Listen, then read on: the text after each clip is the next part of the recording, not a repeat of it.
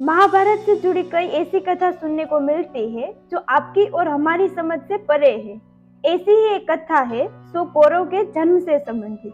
आपको ये सुनकर तो आश्चर्य होता होगा कि आखिरकार गांधारी ने एक साथ 100 कौरवों को कैसे जन्म दिया था। इससे जुड़ी सच्चाई कम ही लोगों को पता होगी, लेकिन आज आपको इस रहस्य के पीछे की सच्चाई पता चल जाएगी।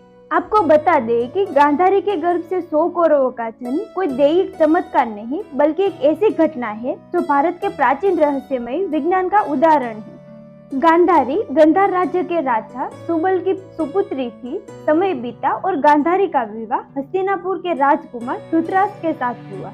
क्योंकि धृतराष्ट्र जन्म से अंधे थे, इसलिए गांधारी ने भी आजीवन आंखों पे पट्टी बांधने का फैसला किया और आंख होते हुए भी नेत्रहीन बन के रहने लगी। कौरवों का जन्म कैसे हुआ? शादी के कुछ वर्ष बाद गांधारी ने 100 पुत्र और एक पुत्री को जन्म दिया। पुरुवंश के होने के कारण गांधारी और धृतराष्ट्र के पुत्रों को कौरव नाम से जाना गया। 100 कौरव का जन्म इतिहास की सबसे विचित्र घटना है। गांधारी को बचपन से ही धार्मिक कार्यों में बेहद रुचि थी। आपको बता दें कि गांधारी भगवान शिव की भक्त थी। कहते हैं कि महर्षि वेदव्यास एक बार हस्तिनापुर आए और गांधारी ने उनकी खूब सेवा की।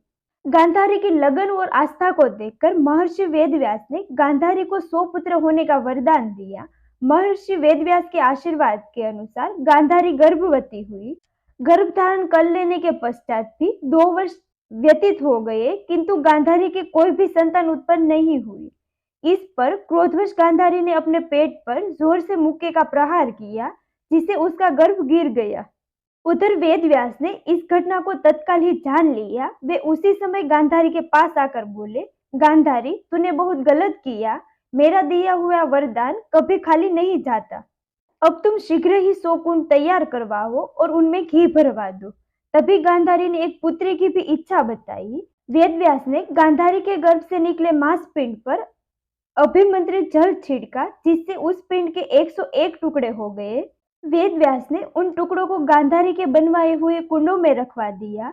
इसके बाद उन कुंडों को 2 वर्ष पश्चात खोलने का आदेश देकर वेदव्यास वहां से चले गए। 2 वर्ष के बाद हुआ कौरवों का जन्म। 2 वर्ष पूरे हो गए और फिर गांधारी ने सारे कुंड खोले। सबसे पहले कुंड से दुर्योधन का जन्म हुआ। बाकी कुंडों से 99 पुत्र और एक पुत्री का जन्म हुआ। गांधारी की पुत्री का नाम दुशला था, ऐसा कहा जाता है। जन्म होने के बाद ही दुर्योधन गधे की तरह रेंकने लगा, जिसे देखकर पंडितों और ज्योतिषों ने कहा कि यह बच्चा कुल का नाश कर देगा।